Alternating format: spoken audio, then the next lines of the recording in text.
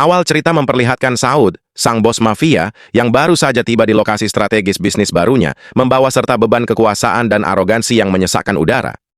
Di tengah pertemuan penting dengan para tokoh berpengaruh, kesombongan Saud mencuat. Digerakkan oleh harta tak terbatas, ia menunjukkan sikap merendahkan yang terang-terangan. Bahkan di hadapan kepala daerah, Saud tak segan mengerdilkan otoritas tersebut dengan gestur dan ucapan yang melampaui batas etika.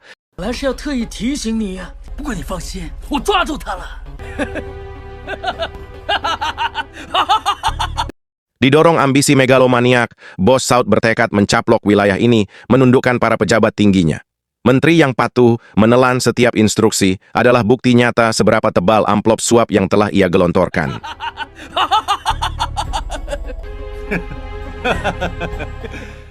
Namun, tidak seperti yang lain, para pemimpin daerah itu menyambut kesombongan dan kesewenang-wenangan bos Saud dengan ketenangan dingin. Mencoba mempertontonkan kekuasaan dan arogansinya, bos Saud dengan congkak menumpahkan air tepat di kepala. Merasa dihina melampaui batas, seketika itu bangkit dari kursinya. Tapi tiba-tiba,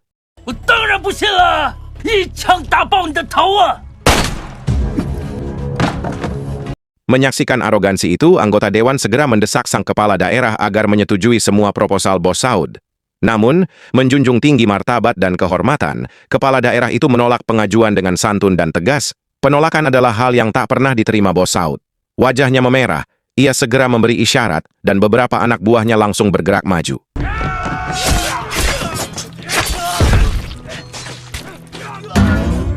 Di sisi lain, kepala daerah itu ternyata tak gentar.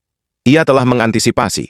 Di belakangnya berdiri tegak seorang ahli bela diri legendaris, dikenal dengan julukan misterius, Satria Bergitar. Menyaksikan seluruh preman terkapar oleh Satria Bergitar, bos Saud menyeringai tipis. Ia memanggil aset terakhirnya, Kim, tangan kanan yang reputasinya tersohor kejam dan tak terkalahkan. Kim adalah mahakarya bela diri, aset berbahaya yang disimpan untuk momen paling krusial, dan inilah yang terjadi.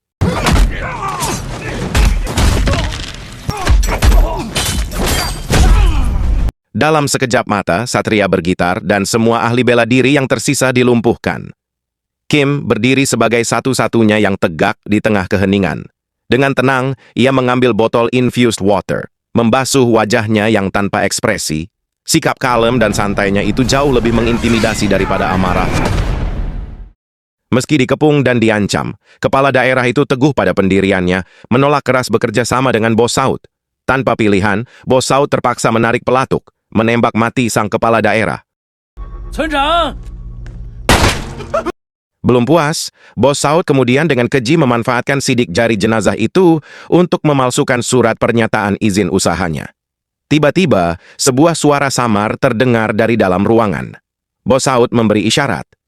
Kim, yang baru saja selesai membasuh wajah, berbalik tanpa suara dan bergerak untuk memeriksanya. Dan ternyata itu hanyalah seekor kucing lapar yang mencari remah makanan. Tidak ada ancaman. Semua penghalang kini telah rata dengan tanah. Bos Saud secara resmi mendeklarasikan kerajaan bisnisnya, menancapkan kuku kekuasaan di wilayah yang kini tak bertuan itu. 15 tahun berlalu, muncullah Suan, seorang pemuda. Tubuhnya memancarkan ketangguhan, dan gaya bertarungnya, campuran cepat dan brutal, memperlihatkan potensi yang luar biasa. Tanpa disadari, aksi Suan hari itu disaksikan oleh sepasang mata tajam yang dingin. Kim, tangan kanan legendaris bos Saud, rupanya terkesan. Tanpa basa-basi, tanpa keraguan, Kim mendekati pemuda itu. Ia melihat dirinya di masa lalu. Suan pun segera direkrut dan diangkat menjadi tangan kanan Kim yang baru. Singkat cerita, Kim dan Suan berada di markas rival bisnis bos Saud. Mereka membawa sebuah koper misterius.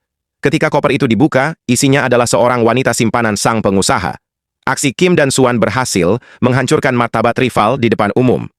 Tak lama kemudian, bos Saud muncul, menuntut pengambil alihan wilayah itu. Ketika sang pengusaha bersikeras menolak, ketegangan memuncak. Inilah yang terjadi.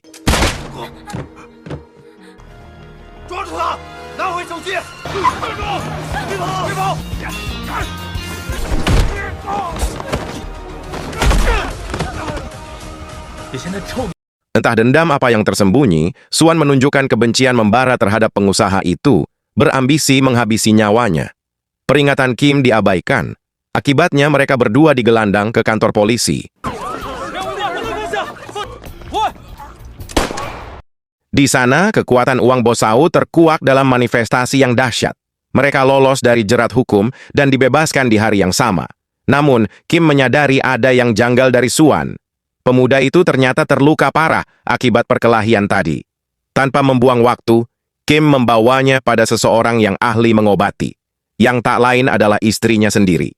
进来吧。沙哥，怎么了？哇，你搞什么？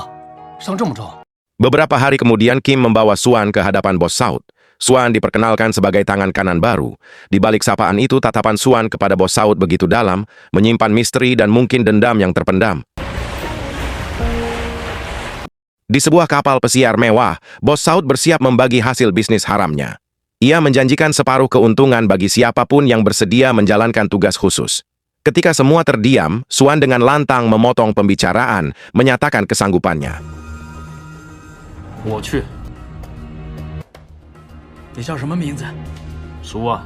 Di tengah lingkungan berbahaya yang mencekam, Suan dan Kim memulai misi berisiko tinggi atas perintah Bos Saud, merebut barang terlarang dari geng lokal. Saat Kim sukses membajak truk berisi muatan haram itu di luar, Suan bertarung sendirian di dalam.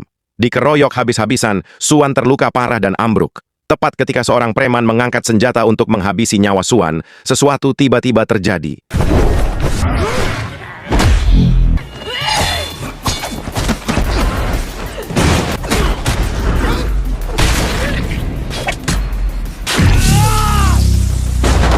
Misi yang sukses membuahkan hasil. Bos Saud diliputi kegembiraan, menjanjikan bagian dari kerajaannya untuk dikelola oleh Kim.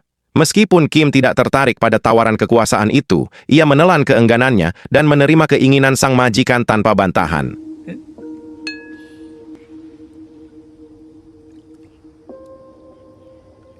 Setibanya di rumah, ketegangan pekerjaan segera luruh oleh kabar yang menghangatkan hati. Istrinya tercinta hamil. Mereka merayakan kabar gembira dengan makan malam bersama. Malam bahagia itu disempurnakan oleh Suan, tangan kanan setia yang kini Kim anggap sebagai saudara. Sebagai tanda ikatan abadi, Suan menghadiahkan Kim kalung berharga peninggalan ayahnya, menegaskan bahwa persaudaraan mereka melampaui tugas.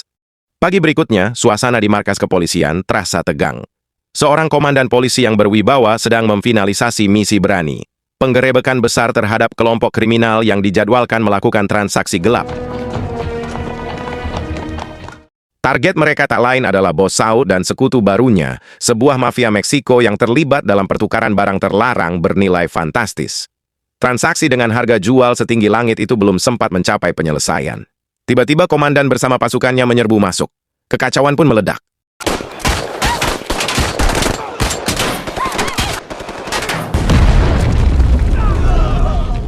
Dalam kekacauan tembak-menembak, polisi berhasil menghancurkan geng mafia Meksiko. Sementara itu, Bos Saud lolos melarikan diri melalui jalur belakang. Namun, upayanya terhenti mendadak. Di luar dugaan, Kim tiba-tiba muncul dan menodongkan pistol ke arah sang bos. Ternyata, selama ini Kim adalah seorang polisi mata-mata yang menyusup ke dalam organisasi itu. Tepat ketika Kim masih memegang pistol, momen paling mengejutkan terjadi. Suan muncul dari kegelapan.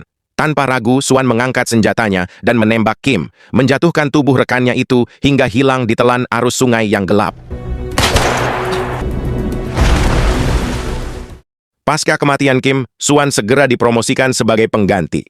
Di atas perahu yang melaju, Bos Saud mencoba menggali asal-usul Suan untuk menghindari pengkhianatan kedua. Namun, ketenangan itu hancur. Suan tiba-tiba mencekik pengemudi perahu dari belakang, menyebabkan ketiganya terlempar liar ke tepi sungai.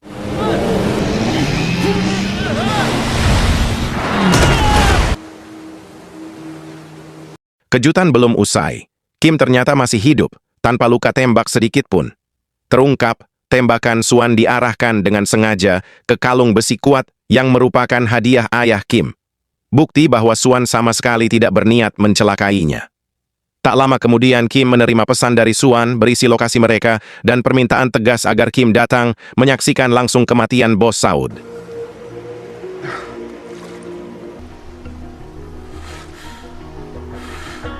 Di dalam perut kapal yang bergoyang, nyawa Bos Saud berada di ujung tanduk saat Kim berdiri siap membalas dendam. Bos Saud yang terpojok bertanya, "Siapa sebenarnya dirimu?" Suan menjawab dengan dingin, "Aku adalah putra kandung dari kepala daerah yang kau bunuh, dan kini aku datang untuk membalas kematian ayahku." 我会让你用同样的方式去见他。 Misteri Suan pun terkuak. Ia adalah anak dari tokoh yang 15 tahun lalu dibunuh oleh Bos Saud. Suara kucing yang terdengar saat itu adalah Suan kecil yang bersembunyi. Berkat Kim yang saat itu masih memiliki nurani, nyawa Suan kecil terselamatkan, memungkinkannya tumbuh menjadi pemuda tangguh yang kini menjalankan misi balas dendamnya. 苏泰，苏万，哦， Suan menolak kematian yang cepat. Untuk menyiksa sang bos, ia menyayat kaki Bos Saud, menimbulkan rasa sakit yang tak terperikan. Tepat sebelum Suan melanjutkan aksi main hakim sendiri, Kim muncul dan berhasil menghentikannya. Setelah ketegangan singkat, Kim meyakinkan Suan bahwa balas dendam hanya akan membawa kehancuran emosional. Mengikuti prosedur, Kim menghubungi komandan polisi untuk memproses Bos Saud sesuai hukum. Tak lama kemudian, komandan pun tiba, namun siapa sangka...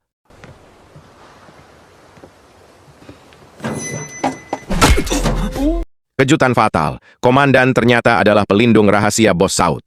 Penggerebekan kartel Meksiko hanyalah skema keji yang dirancang keduanya untuk merebut barang terlarang itu secara cuma-cuma. Lebih jauh lagi, penugasan Kim sebagai mata-mata selama 15 tahun adalah rencana mereka untuk mengontrol dan menjamin semua kejahatan Bos Saud tetap tersembunyi. Kini, nasib berbalik tragis. Kim dan Suan diikat tak berdaya di atas kapal, ditinggalkan untuk terbakar hidup-hidup di dalam kobaran api yang mengerikan. Beberapa jam setelah tragedi kapal, seorang warga menemukan dua tubuh hangus terkapar, Kim dan Suan, yang secara ajaib selamat dari kobaran api. Keduanya segera dilarikan ke rumah sakit untuk penanganan darurat. Namun, hasilnya menyedihkan. Kim dinyatakan tewas akibat luka bakar serius di sekujur tubuh. Suan selamat, tetapi wajahnya rusak parah oleh api.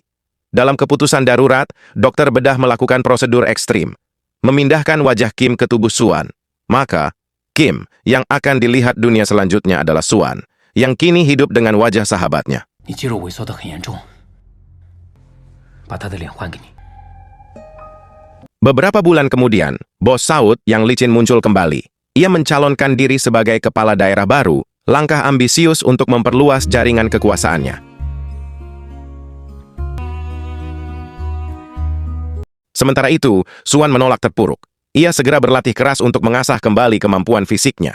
Di saat yang sama, istri mendiang Kim didatangi oleh komandan dengan niat buruk. Namun,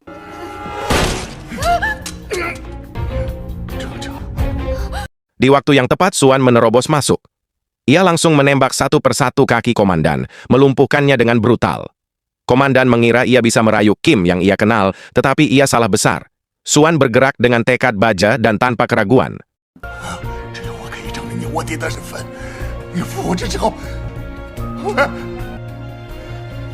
Setelah menghabisi pengkhianat itu, Suan menemui istri sahabatnya di tepi sungai. Dengan jujur, ia mengungkapkan, "Aku bukan Kim. Aku adalah Suan." Ia menjelaskan kematian Kim dalam kebakaran dan meminta izin darinya untuk menuntaskan balas dendam atas nama Kim, yang sudah ia anggap sebagai saudara kandungnya sendiri. Di tengah perayaan pengukuhannya sebagai calon kepala daerah, Bos Saud terperanjat oleh kemunculan sosok yang ia yakini telah hangus dalam kobaran api. Tanpa menyadari itu adalah Suan yang berganti wajah, Bos Saud segera bergegas ke kediaman mewahnya untuk menyambut musuh yang datang menuntut balas dendam.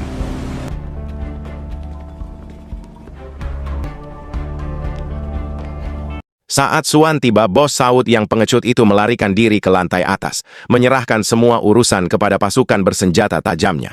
Jika mereka mengira Suan akan gentar oleh jumlah dan senjata mereka, mereka salah besar karena...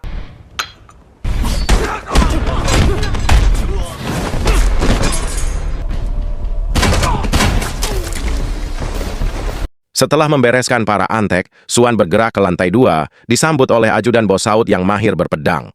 Meskipun lawannya terampil, tekad Xuan yang membara membuat pertarungan itu seimbang dan brutal.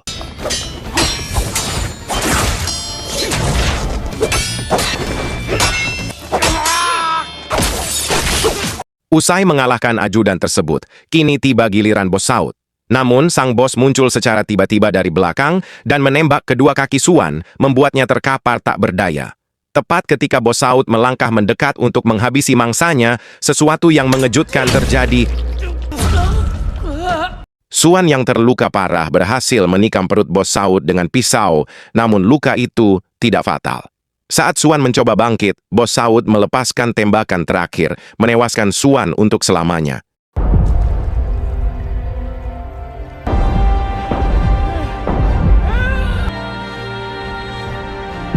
Di tempat lain, istri Kim melahirkan anak pertamanya berjuang tanpa suaminya. Saat ia meninggalkan rumah sakit bersama bayinya, ia kebetulan satu lift dengan bos Saud yang baru selesai dirawat akibat tikaman Xuan bos Saud dan pengawalnya, dengan bangga, membicarakan keberhasilan mereka menghabisi nyawa Xuan. Mendengar kegagalan balas dendam itu, sang istri, diliputi amarah dan duka yang mendalam, melakukan tindakan di luar dugaan seorang ibu pasca melahirkan, yaitu